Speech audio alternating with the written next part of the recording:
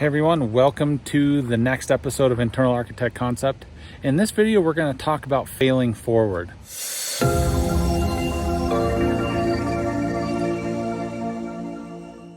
Now, I go through my story and talk about my depression and my unwillingness to learn from the mistakes that I was making or that I had made while I was deep in my snowboarding career at the time, and why that really kind of led me down the path of going through lymphoma, I believe, the first go around, and then going into what I learned going through cancer and what really made the change happen for me after the fact.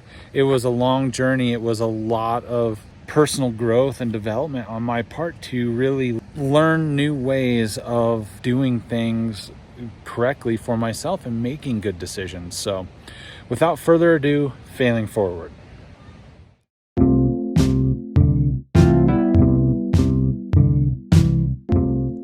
Hey everyone, in today's lesson I want to talk about failing forward and what happens to your mindset when it changes for the positive. When I was sitting in the hospital room during my diagnosis, I found myself sitting at a crossroads. I could turn left and go down the road of pity and anger, or I could go right and become positive and determined to survive. As I looked around the room, looking at my family, the choice became easy. But in the past, I failed myself with decisions I made during my snowboarding career. I didn't realize it, but I was living in regret from a negative setback. I subconsciously buried that experience and put blame on everyone else but myself. This ultimately led down the path of making bad decisions that affected my mentality and my health.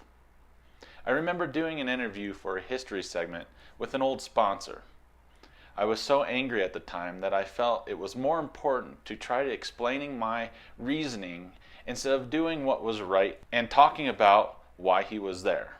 Needless to say, most of the interview was never used. I'm guilty of letting myself not learn from the mistakes that I was making, essentially digging myself a deeper hole.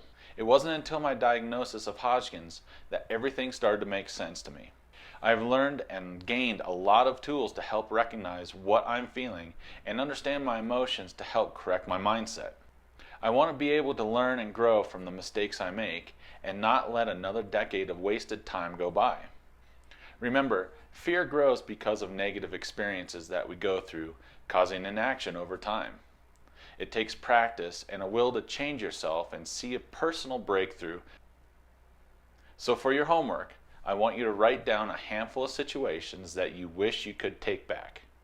This isn't about reliving your experience, but aiming to help recognize through your feelings what you would do different in your approach.